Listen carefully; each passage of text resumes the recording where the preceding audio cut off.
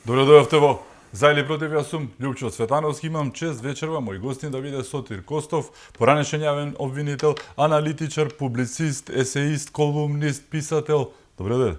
Добре најдов. Сотир пред малку владата го предложи за нов државен јавен обвинител Ненад Савевски.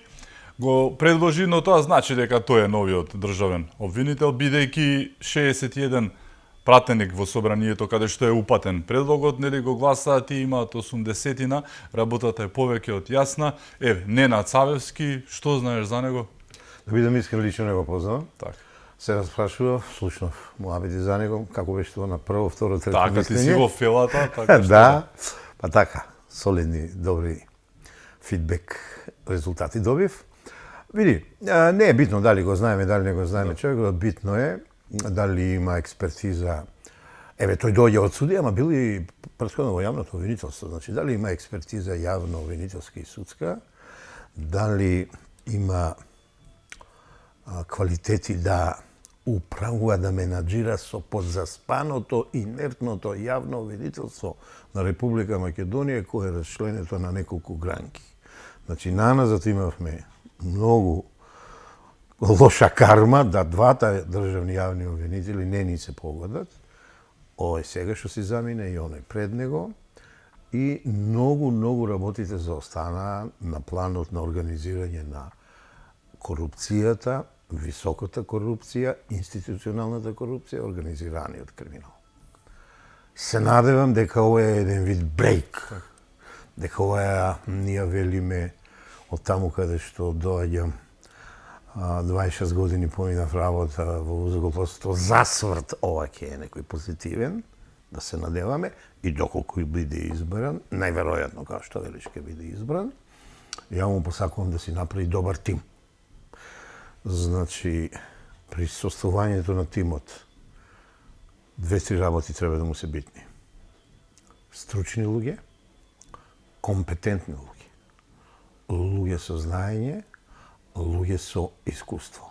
Ама и најмногу од све, луѓе со карактер, личности.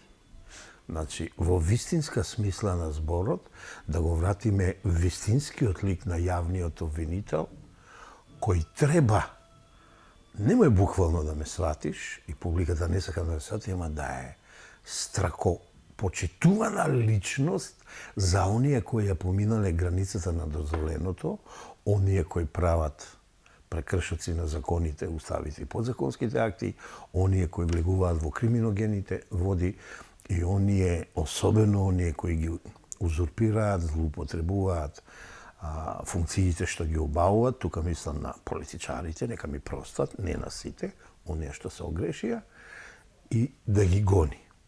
Значи, ќе треба човек кој, морам да кажам, мора да е храбар. Му предлагам да не биде скромен, нека побара ако треба и засилено обезбедување за него и за семејството, да ги засрка ракавите со тимот што ќе го формира како јавното обвинителство на Република Македонија, така во организираниот криминал, јавното обвинителство, гонење на организиран криминал и корупција, вишето јавно обвинителство, Скопското, сите јавни виши обвинителства и обвинителства во општините, и да тргне во една безпоштедна битка против криминалот, против сторителите на кривични дела, да ги процесуира без некои големи спектакли. Му посакувам да соработува многу онолку што е потребно со полицијата. Конечно очекува јавен обвинител да ги активира во вистинска смисла на зборот истражните центри кои се под јавните обвинители. Тоа не го направија ниту СЈО-овците, тоа не го направија ни минатите двојца јавни обвинители, да соработува со сродните институции, Агенција за перење пари, за финансиски криминал и таму како се викаат тие, со судовите секако да соработува, и едноставно му посакувам во првата фаза од 3 до 6 месеци да ги реши најгорливите заостанати предмети, ќе ги најде во фиоките на јавното обвинителство, кај него во кабинетот и на неговите помошници сега што ќе ги затекне, ќе ги најде во Вишето јавно обвинителство, во Скопското јавно обвинителство, да не забораваме Министерот Панче Точковски што кажа колку предмети ги нема едноставно, премиерот го потврди тоа. И за мене на два предмета јас ќе го тестирам, мака како искусен човек во години, веќе во пензија. СЈО 4,6 одземени противправно пари од 11 обвинители и од истражители и други јавно-обвинителски функционери и случајот Пулс Кочани, ама и не само Пулс Кочани, туку што ќе биде со модуларната болница, што ќе биде со Ласкарци и така натаму. Му посакувам добро здравје, му посакувам добра позитивна атмосфера во тимот што ќе го направи и се надевам дека за првите 3 до 6 месеци ќе ги видиме резултатите. Во превод ни треба 3 збора човек со интегритет, кој што ќе обстои на тоа. Но еве, освен овие случаи кои што ти ги спомена, случаи кои што се напластија благодарение на оној правен вакуум што го имавме два мандата поред, ги спомна Јовески и Коцевски, кои што нели направија тоа што направија. Еве сега ни треба човек кој што нели ќе направи едно баш онака една перестројка во тоа јавно обвинителство, кое што според израз. Анкетите велеа еднаш сите забораваат 12%. Не, 12% беше судството, обвинителството имаше 1% во еден случај.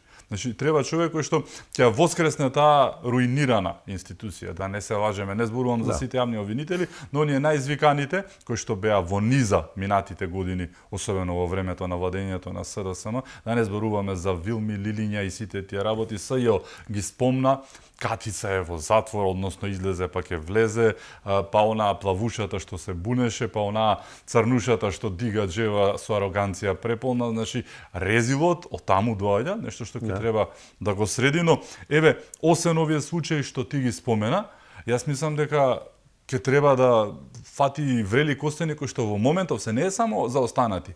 Зборуваме овие се за останати, иначе ги Црни имаме петна, Лотарија, ги имаме овој Ковачевски во бегство, ги има повеќе. Се новите, Овие се болни. Да. Овие предмети се болни, на овие полагаме испит пред граѓаните. Црни петна кои што мора да се разрешат за да не останат под тепихот. Не бе, ќе треба да се зафати со еден нов случај исто така кој што е најновичок, да не речам, се вика марихуаната. Самиот Тошковски кажа дека треба време и побара време од граѓаните да се добие време да се направат, да се средат случаите како што треба. Денеска затворија 6 нови плантажери, и односно плантажи им ставија куш, им ги одзема лиценците, работата е ongoing, значи во теке процесот, ќе има многу Тоа се работи, се извинувам што те прекинувам. Тоа се предмети во тек и се работат, се уште се брусат. Овие предмети падна на испит Јовевски, падна на испит Коцевски. И заборев, мора да ги реши случаевите Јово Цветановски, Мустафа Херулак. Мора да ги реши тие случаи. Значи и дисциплинските постапки и кривичниот прогон се политизирани, се исценирани, егото на главниот обвинител сега веќе во екс или во оставка или сменет, не е битно, а беше пресудно и двујца прекрасни обвинители, едниот отиде во адвокати, а другиот се уште чека резултати од постапките. Тоа мора да биде решено. Жан Митрев, да не го заборавиме, рекетот во неговата болница и знаеме и од кого, но и допрените гласови, тоа ќе се искористат во дел од случаите што ги спомена на Лейла Кадрију, која што кажа многу работи од прва рака, така? Очекувам новиот јавен обвинител, меѓу првите за кој ќе даде насока, бидејќи сега туку имаме хиерархиска субординација, но треба се чуе гласот на главниот јавен обвинител, да даде насока. Доколку не ја викнале таа господја, Лейла, да ја повикат. И во една сериозна постапка на давање исказ, да се земат релевантни информации, кои веќе не се индиции, него се малку повисоко отидени факти, аргументи за основани сомневање или основи за сомневање и да се види што понатаму.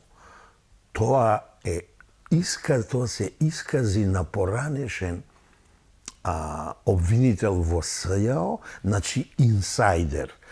Поинакви се исказите на нас однадвор, кој некој пат знаеме и да ја немаме вистинската информација, некој пат знаеме да бидеме субјективни, во желбата да се дојде до правда знаеме и да погрешиме, мораме да кажеме.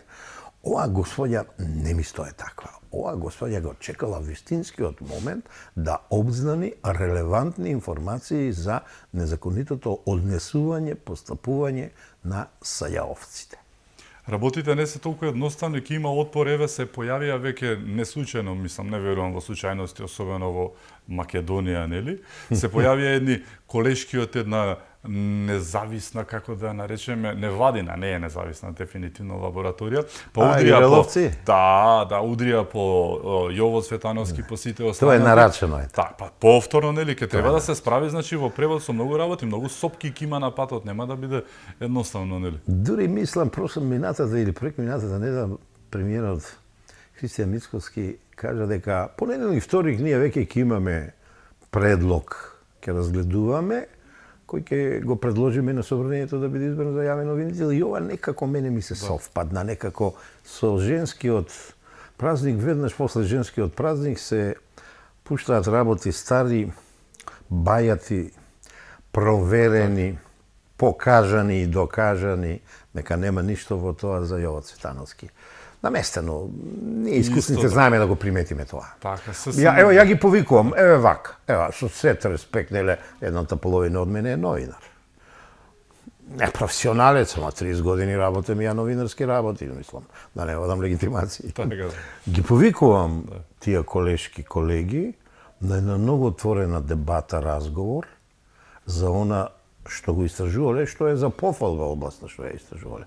А како дошло до заклучаците, ја сакам со нив да поразговарам отворено, однапред се обврзувам, нема никакви навреди, значи, како беше она најчасна реч, чесен збор, давам, и да се обидиме, да видиме како дошле до тие заклучоци, бидејќи ја веќе имам сознанија дека некои вештачења им биле на показ и разгледување, не ги земале во предвид во своите заклучоци наод и мислења, туку дошле забегале малку во субјективизмот и во едностранното гледање на работиве.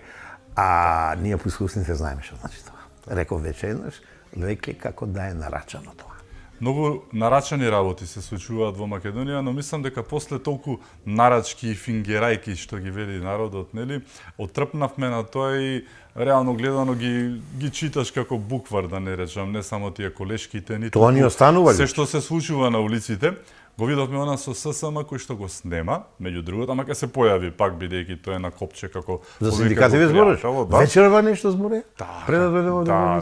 Повторно знаеме од кого се активирани беа и за жал го злоупотребија празникот на жената. Да. Имавме еден маж таму кој што тепаше жена, познато е документирано во полициските анали го има, така што се шеткаше со лидерот им, така наречен лидер води напред, не може да биде лидер овој води надолу, но сепак еве лид, нели? Да. Но еве се шеткаше тепачот на жени заедно со овакво на ден во кој што пропагира нешто што е против насилството на жената, врв на хипокризија, сето тоа, но многу хипокризија има во таа партија. Еве денеска, знаеш што побара? Побара денеска владата подитно да ги намали цените на нафтата. Па јас се сеќавам. Така, ама се сеќавам јас 2022-та 107,5 денари беше дизелот во короната, па немавме војна на Блискиот Исток.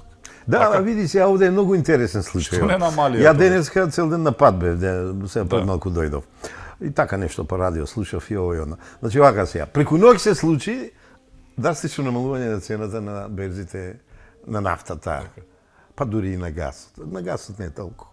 И сега пази, ние веќе имаме немало зголемување, 14,5 денари на дизелот и таму колку 4-5 денари на бензинот, ама премиерот пред да настани проблемот кажа како ќе се реше. Акцизата најверојатно како да се поклопува висината на акцизата за дериватите државна што државата ја зема, дека ќе ја отпишат времено за да се избалансира понудувачката, побарувачката и цените да не отидат нагоре, бидејќи тоа е една ланчена реакција, после знаеме како ќе оди тоа во транспортот, во угостителството, во туризмот, во сите други, да не ги спомнувам области, дека ќе имаме проблеми. Така. И сега накажана работа, што ќе се случи? Ја дури мислам вечерва, додека ние сме во емисија, дека владата заседава за тој проблем, за тоа прашање, пардон, и ќе биде решено соодветно, они истрчуваат дека Добро, тоа се вика највисоки цени, а во регионот имаме, мислам, најниски цени. Не сум сигурен, ама тука негде сме. Ги гледав денеска, имаме најниски цени. Така, дефинитивно. ме потврдуваш. Блиску до нас, најблиску е Босна, потоа мислам дека одеше не Косово, некој од следните, но во поголемиот дел од земјите е над 116-120 денари, кај нас дизелот е 89 денари. Не е убаво, нели да се рече. Се кажува. Беше зголемувањето големо, сите не удира факт. Так, но и дилетантизмот и популизмот е многу едноставен. Нафтата беше 70-80 долари. Нафтата се дигна на над 120 долари, сега падна на 100. Ти Со тенденција да паѓа уште. Значи, ако беше според тоа како што реагира СДС, ама ти така не, регулаторна не работи така. Ти 125 денари, 120 денари требаше да биде нафтата покачена. Не се зголеми цената толку, туку споредбено со претходното и се гледа сега светскиот пазар кој што е околу 100 и што викаме добро. Не е добро, треба да се симне пак на 80, нели? Но кога се смират боиштата, популизмот, да. И ќе дојде, ја мислам, до намалување. Така, ти пишуваше и на различни теми, меѓу другото пишуваше и токму за она што се случува во опозицијата. Да. Се вика распад на СДСМ, веќе во неколку делови. Мислам, пред продолжение го заврши. Мината недела последното го објавивме. Ја го кажав, моето, на Кареков толку од мене со среќа, дај Боже нешто да прифатите. Не, едноставно опозицијата не сака да работи на планот на не регенерирање, на реформа, консолидација, консолидирање на своите редови, а ова е вистинското време, Лјупчо. Времето е така предизвикувачко, такви предизвици се соочуваме на политички, на економски, на социјален, па ако сакаш во последно време и на психолошки план. И ја лично мислам за една опозициона партија, општо генерално зборувам, иначе тоа е партијата СДСМ, тоа е Левица, тоа е ДУИ, тоа е тука ЛДП Дом. Тоа е време сега кој треба они да се реновират, да покажат еден нов елан. Јас за сега сам велам еден нов курс да земат, да се ја вратат есенцијата на социјал-демократијата. Нека прочитат малку во тие книжулињат, институтите каде се надевам некој од нив бил на обуки, да ги видат перспективите на социјал-демократијата во Европа и светот, нешто да применат во своите редови, а не само да исклучуваат познати, непознати членови, поранешни функционери и така натаму, кои ќе на еден начин според нив застранат од курсот на лидерот или на групата тие што се, и така натаму. Ама веќе во преди дека тие, прво, лидерот, што го посочи ти, Филипче, ги смени сите. Во наводници, лидер. Да. Ги смени сите и после еден по еден почна да ги враќа. Да.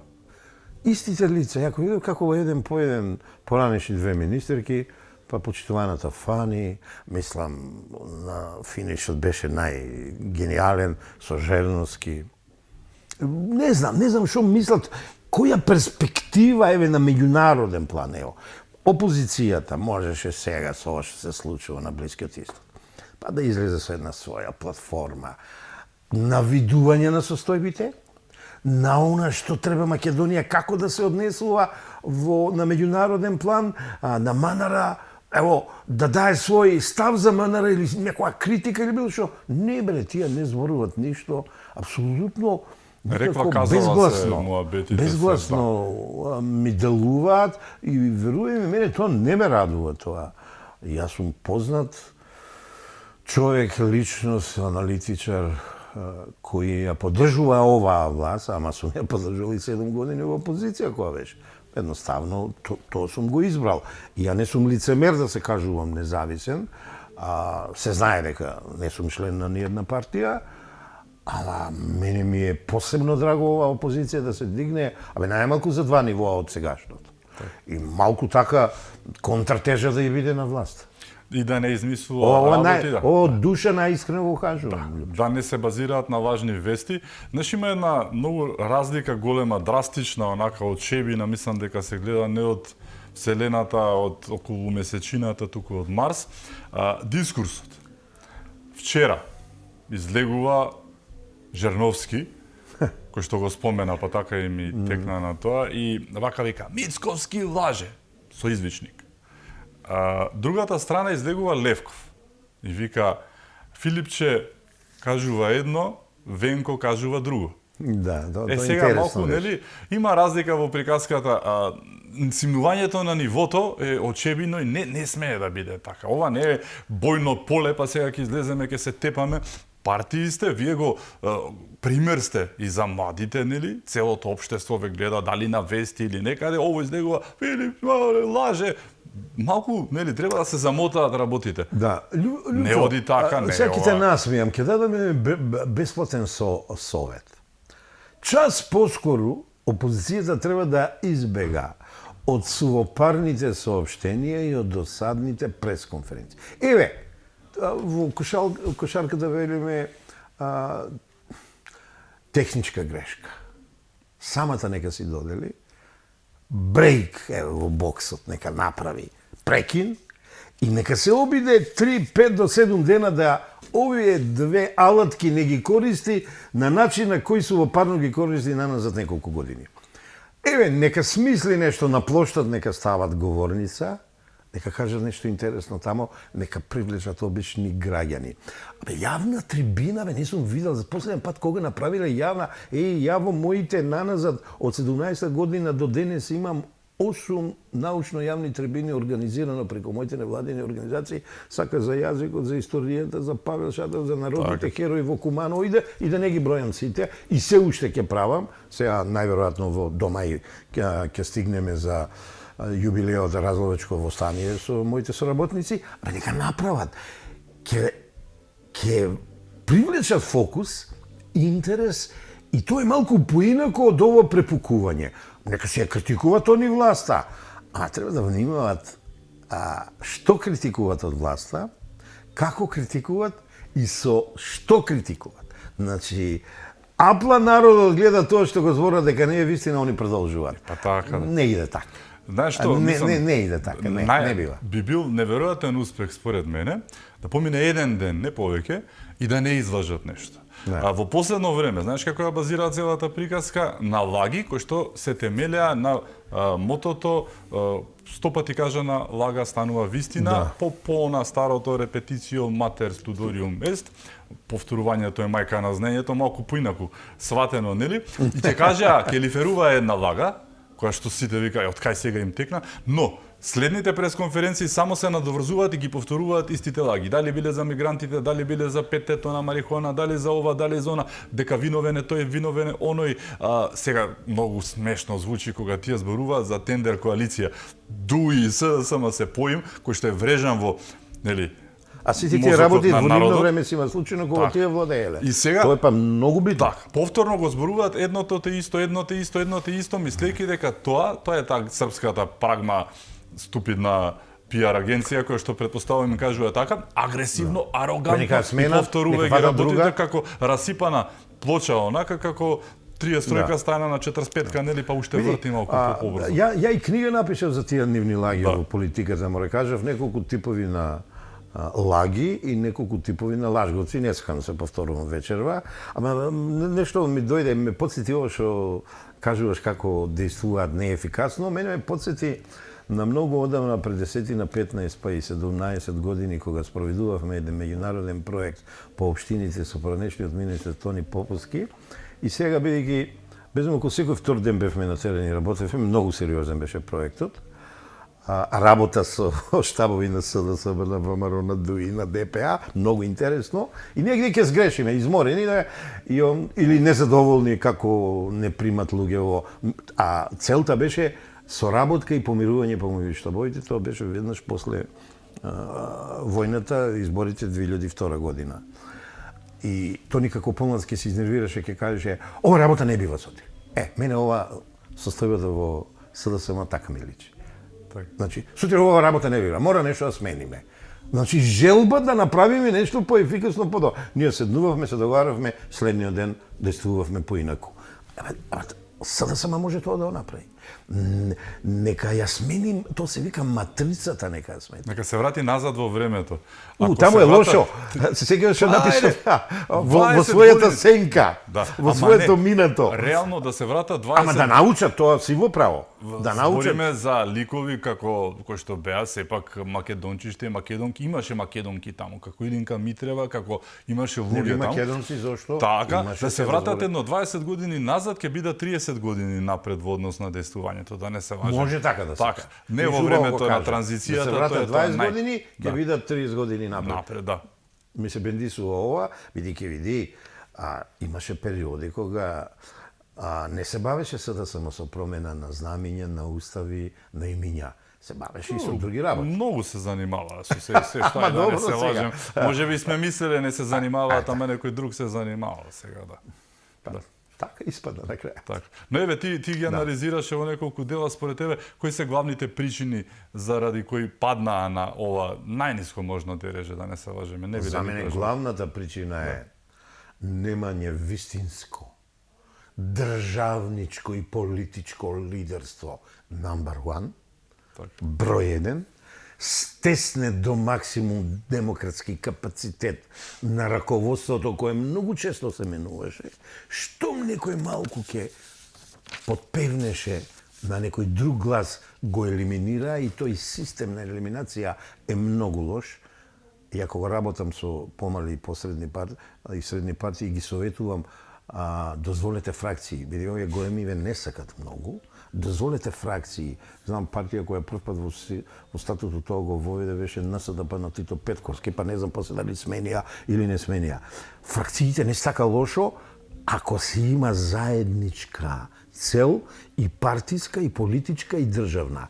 И третата причина да ти ја кажам зошто, почнаа да работат што е најбитна за мене.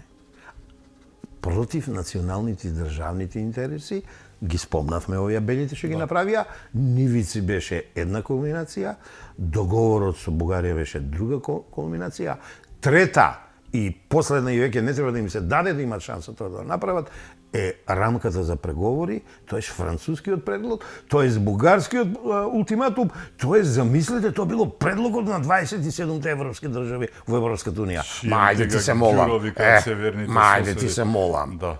Така да, еве ти ги трите причини. Се тука има многу други подпричини, ама па сега да не претеруваме да ги учиме што да прават. Така. Но, знаеш, тоа е факт, вакуум простор во политиката никогаш не постои. Да. Доколку се создава... Сега моментално се во некој така, интеррегнум. Да. Но не е насоката вака, туку вака едната се вика знам, другата се вика левица, нели? И тоа е патот. Така. Вакуумот не ако постои. има мобилизацијско ткиво, енергија, мобилизацијска енергија во знам и во левица, не ги ставам на исто рамништи во ист контекст, ќе ќарат од СДСМ. Ќарат, ова намерно го кажувам да ги нервирам луѓето во СДСМ, за да се свестат. Бидејќи, еве ќе ти кажам, последните 4 викенда одам во посети, припрема за еден голем проект, правам со мојата екипа, и одам по општините и по селата. Поминав 12 општини и едно 20-25 села. Почнав, ке ми се смееш, знаеш кај почнав? Муртино, Банско, Струмица, Радовиш и така натаму. За жал луѓето поради тој лик и Охрид. Се, нели, јас сум зборувал со муртинци, на нив им е срам што некој од тоа село и ги поистоветуваат со неговото дело, и кој ќе каже од каде сите помислуваат нешто, нели, за жал тоа е генерализација. Меѓу другото, првата основна цел ми е свеста на младите, припрема за издигнување, за да знаат кој ја градел оваа држава, кој оставал коски, кој давал крв, кој гинал за оваа држава. Проектот е тоа. Македонија прерва револуција, државност и така натаму и така натаму. Оно што посакав луѓето да го знаат во твојот подкаст кога бев. Да го научат, така е, многу интересно. И се пази, види што видов. Се разочаруваат луѓе лево ориентирани, луѓе кои ги прифатиле вредности на социјалдемократијата, јас седам со нив, разговарам, си разговараме и викат, нема такви вредности. Испари, еве ќе ти ја кажам, нивниот основен проблем, сега одам веќе in media res, солидарноста и социјалата, што се две работи, најбитни за социјалдемократија, има и други, ама тие две најбитни работи, они ги изгубија. Они се одлепија како политичка елита за странија, дозволија Дуи да ги корумпира и криминализира, и сега луѓе во поопштините кои не се ВМРО-вци, кои не се други партии, кои сакат да се левица и социјалдемократија, не ги препознават. Па еве го, на крај го кажав, боже, не сакам, го кажав нивниот проблем. Ја немаат социјалната платформа, тоест ја изгубија, и им испари солидарноста. Каже ви Лучо за 7-8 години, кога они со некого нешто покажаа солидарност? Тешко. 78, најдрастично, се нека ми простат, 78% се ги изголемија преку кацарска платите и го одмртна таа одредбата. Работниците кај ги оставија? Сега кој крив? Христијан Мицкоски, ова влада? Не е така. Денеска гледав, знаеш, барајќи ги цените на горивата, во времето кога имавме 107,5 денари дизел гориво, тоа е 2022 година во јули месец, да. Просечната плата изнесува 25.400 денари, минималната плата изнесува 15.299 денари. Денеска, бидејќи ништо не се менувало, нели? Минималната плата е над 26.000 денари, а просечната плата е над 45.000 денари. Значи, а имавме бензин, односно нафта, од 107 денари, стај го пандан сега како да имаме 150 денари. Ако ја направиме споредбата според минималната и просечната плата, некои работи повторно, луѓе, немаме меморија на златна рибка и 3 секунди, пуф, одма ќе заборавиме и ќе продолжиме натаму. Рибите немаат толкава меморија, сум чувал рибчиња многу убаво памтат, а не па луѓето. Се памти и затоа ги снајде ова што ги снајде. 2 пати да губат на локални избори, повторка, значи, и да ги изгубат убедливо и парламентарните и председателски. И сега треба да се седне во таа пуста магарешка политичка клупа и да се стави прстот на чело и да се размислува што понатаму. Ја верувам, ја и покрај се верувам дека ќе најдат решение. Сега, кога ќе се вратат, тоа е прашање. Кога ќе се вратат, тоа е прашање. Со едно око нека гледат кон ВМРО да памане од 17-та, па дури ако сакате од 15-та, до некаде си декември 19-та година, ќе ви кажам зашто декември 19-та година, и нека видат како ВМРО ДПМН излегна од проблемите. А 19 декември 19-та година за мене го одржаа најдобриот митинг во спортската сала во аеродром.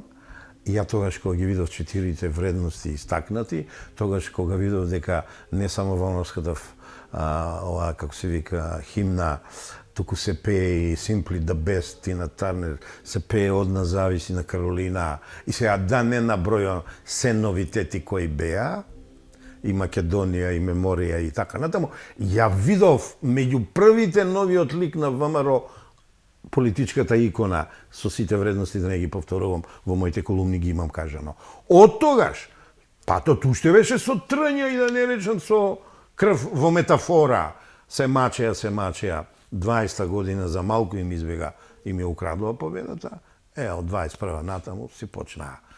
Па нека видат како ВМРО-сите работеа во услови на политички прогон, на затварање, ама знаеш какви затварања?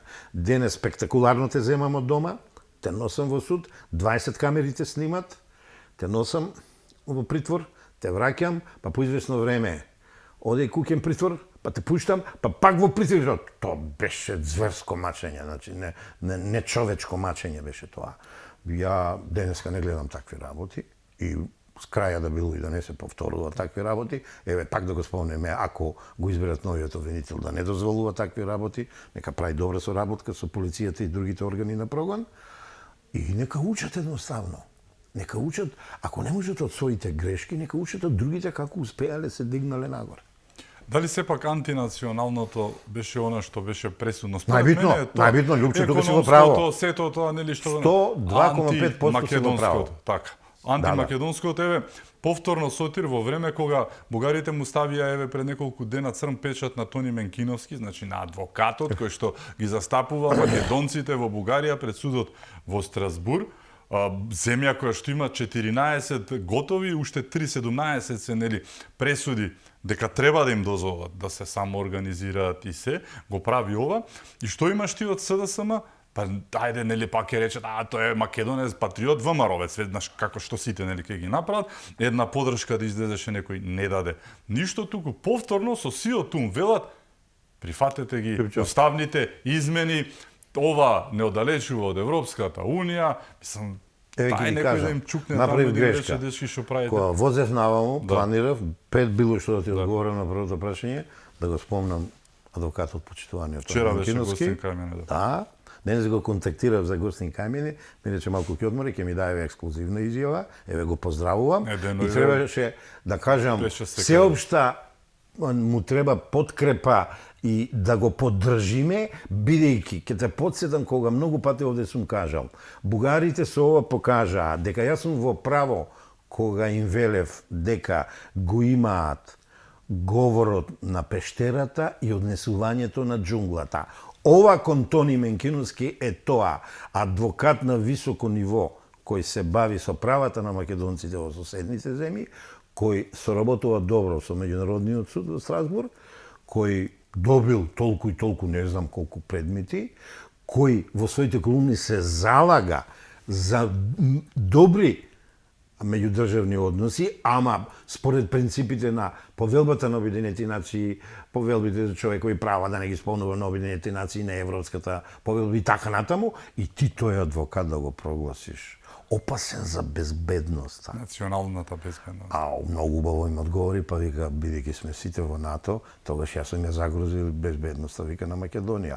Јас знам како ми беше многу небезбедно се чувствував. Кога првпат ми кажаа дека сум прогласен во тие тајните специјални служби 17-18, кога вака ме онадуваа на телевизиските екрани на една телевизија како терорист, а личност опасна по безбедноста на државата. А цел живот мислам дека работам во интерес на државата, на интересите, на националните и така натаму. Значи, му треба голема подршка на Тони Менкиновски, треба граѓанскиот сектор, треба сите заеднички да ја дадиме, бидејќи тоа е атак на македонците. На нас е атак тоа. Не е на Тони Менкиновски само атак. Така. Значи имаме уште теми за отворање. Добро, ти како ќе кажеш? Ќе зборуваме и за она што ти го истражуваше, за Кингерот, ќе спомнеме некоја работа, помина не многу денови, 2 недели помина од 22 годишнината, нели, од несреќата или можеби не така несреќата крај Мостар. Ќе зборуваме и за она што се случува во светот, ти имаше анализи и на оваа тема. Со нас Сотир Костов се раѓаме веднаш по рекламите, останете со нас.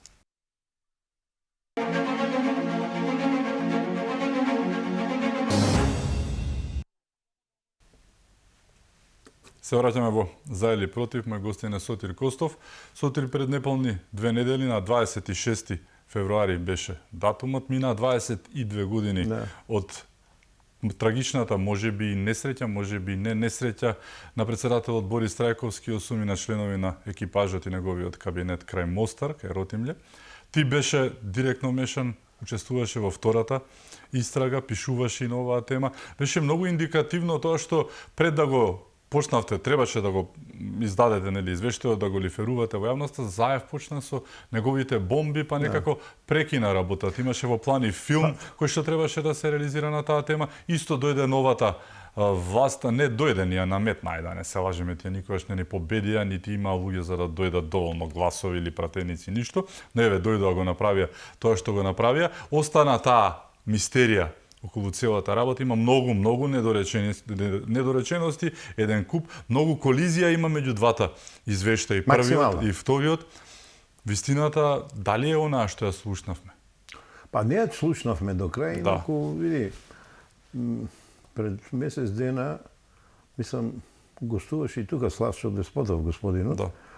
Так, само ук во таа област, пишувал на времето во весникот, како се викаше... Во Нова Македонија, знам. Не во Нова Македонија, ќе ми текне, во 5 продолженија за несреќата.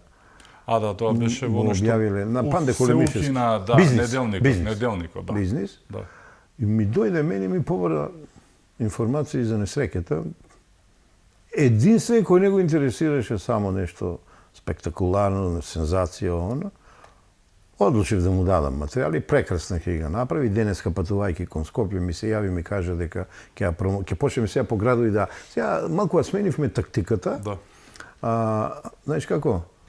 Ќе одиме по секој град, ќе промовираме, поводот е книгата, а ние фактички извештајот ќе го промовираме.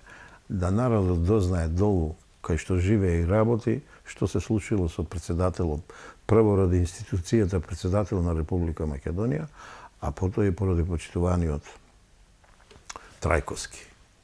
Не заслужува Македонија, не заслужува тој, не заслужува семејството така да остане неразјаснето. Мораме некои работи да ги доведеме онака како што треба и да приличиме на вистинска правна држава со демократија и со сите нишани.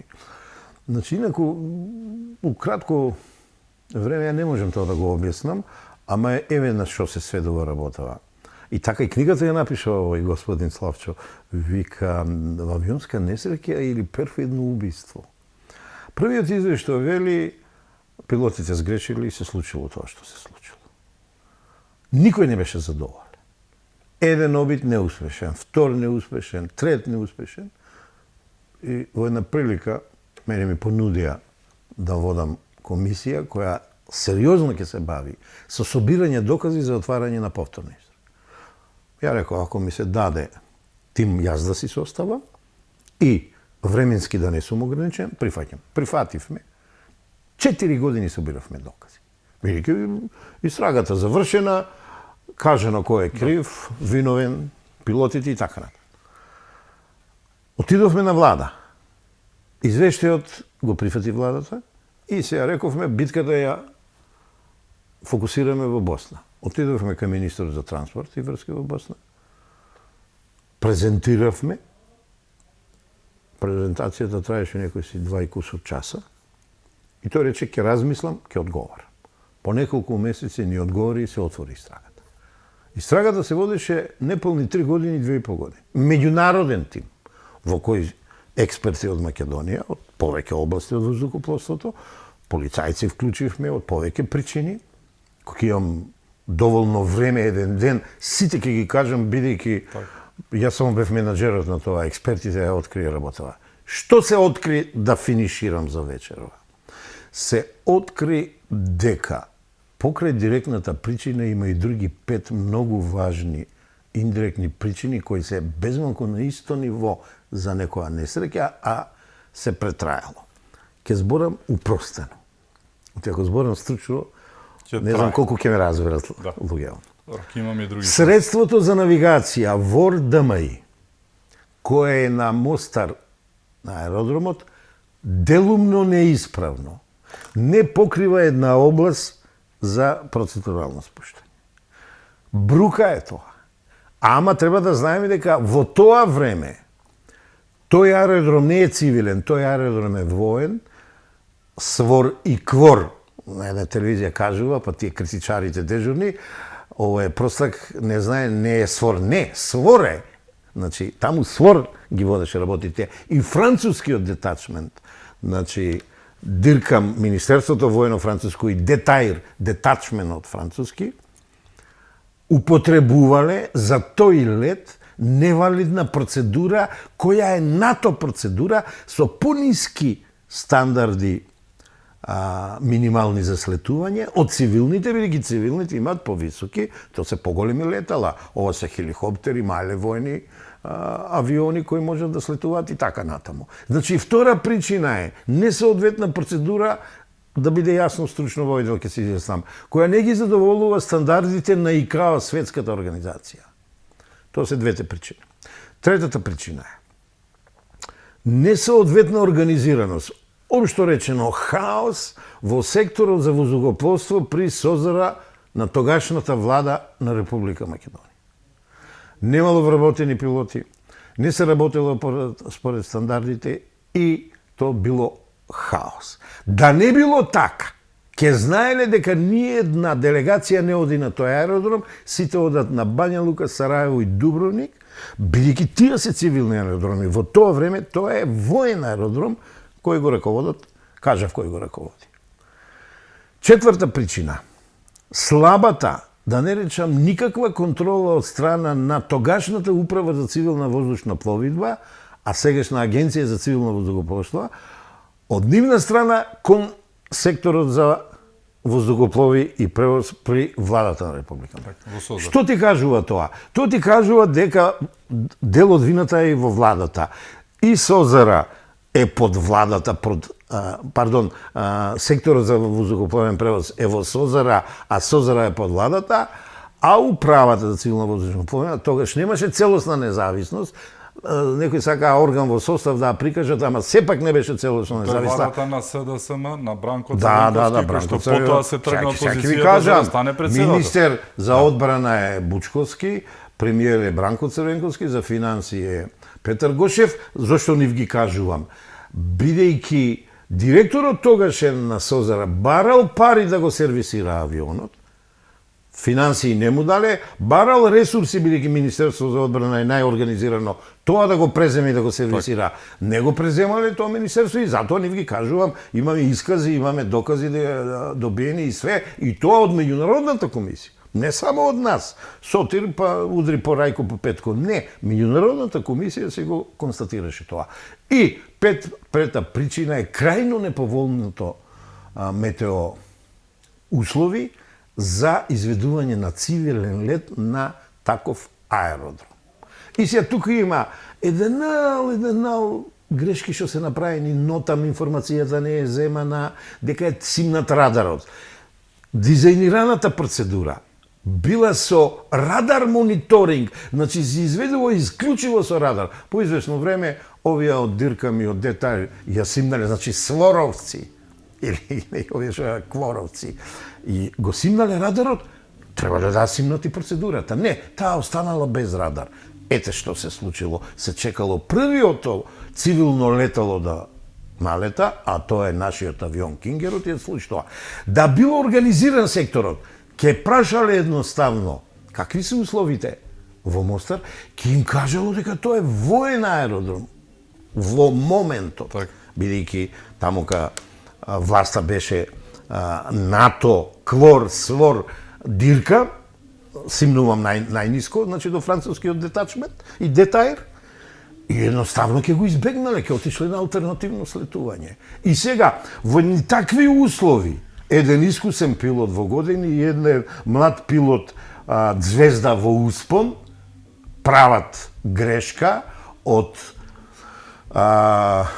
автоматско слетување, се префрлаат поради тестото, ние го велиме 8-8 кога е тотално не се гледа, го велиме тесто, и одат на мануелно и ете тие грешката за само 170 метра да не го направиле тој преод кон мануелно, тие ќе надлетале. Ама бидејќи процедурата била со ниски минимуми, нато минимуми, а за приот процедурален, а не и као минимуми, се случило тоа што се случило. Инаку немало да се случи. И сега кога ќе го земеш сето тоа, и кога ќе видиш дека цел еден ден го крија леталото, тие така се испитуваат, наводно рекла, некои местното население сведочи дека се, не е така, дека е најдено претходно. 2-30 искази имаме од Ротимље, од Матич Брдо, луѓето што живеат ни помогнаа сите, користам прилика Чаплина да спомнам, хотел Могорело кој ни ги даде без да ни наплати, салите кој ни даваше, ЛЦД-а и не знам што да работиме таму. Експертите работеа 4 години, верувајте ми. И ја не можам да не им верувам на тие причини. Направивме толку експертизи, ги пративме во Србија, ги пративме во Германија, ни ги потврдија, ги разгледуваа експертите 10 на 11 од Босна, Србија, Хрватска и Македонија и на крај го усвоија ова што ви го кажувам. И сега како да не мислиш дека нешто се случило? Значи, има нешто што некој си ја крие вината, а еве ја вината. Две причини се во СВОР, КВОР, Диркам и Детаир на моста, на Мостар, бидејќи и процедура не чини, и средство за навигација не чини, со сите симулации што ги направивме, реални, не само лабораториски. Значи, реални симулации со 1-2, со 3 авиона правевме. Тоа го правеше Омер Кулич со неговата екипа, прекрасно го изведе, се докажа дека летот не смел да се одвива на тој аеродром по таа процедура со неисправно средство за навигација, општо да кажам, ВОР ДМИ. И во позадината има работи што не успеавме до крај да дојдеме, ама тоа не беше и наша задача. Завршувам, тоа беше задача на обвинителството. Кога ги собравме сите докази, дадовме на владата, на министерот транспорт и врски, на обвинителството и на министерот на Босна. И рековме, сите одеме заедно, отвараме истрага овде, отвараме истрага во Босна. Во Босна се отвори истрагата, кај нас не се отвори. Так. Кога јануари 2015 рефериравме на тимот обвинители начело со Марко Зврлевски, они беа фрапирани од резултатите, и кога го прашавме што прави вашиот тим во Скопското јавно обвинителство со истрагата, се погледнаа меѓу нив, отраја и потоа ми кажаа дека не отворили истрагата. Да. И мене ми беше јасно дека нешто се случува во јавното обвинителство. Инаку Марко Зврлевски многу ни помогна, ни ги отвори сите целиот материјал ни го даде да биде достапен. Двајцата јавни обвинители пред него, тој тогаш беше јавен обвинител на Скопското јавно обвинителство, не ни го даваа тоа, во друга прилика и имињата и презимињата ќе ги кажеме, кога имаме повеќе време да образложиме. И не ни е јасно зошто не се отвори таа истрага. Так. Доколку се отвореше 12-та година кога ги дадовме доказите, ќе имаше време 2 и кусур години за да се истражи, да се процесуира и да се најдат вистинските виновници за таа несреќа, па ако се земеме преви дека преку едни фамилијални пријатели на семејството Трајковски соработувавме со FBI, со Интерпол и така натаму, дојдовме до некои сознанија, ама знаеш како тоа многу тешко оди да го докажеш, поготово што ние не сме компетентни за тоа, ние сме воздухопловни истражувачи. Направивме многу материјал, обвинителството затоа и еве уште една причина. Еве новиот јавен обвинител нека побара предметот во Скопското јавно обвинителство каде фатило прашина и зошто не е отворена истрагата 2012 година. Требаше да биде отворена. Знаеш, секогаш кога се прави некој случај, се отвора случај, прво што се бара е мотивот. Многумина ќе речат немало, не е точно.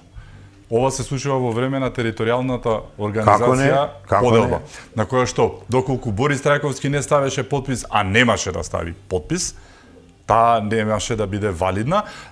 Бранко Црвенковски, кога победи на изборите, утре дента го потпиша указот, законот за територијална организација, со кој што знаеме што се случи со Македонија и како се подели.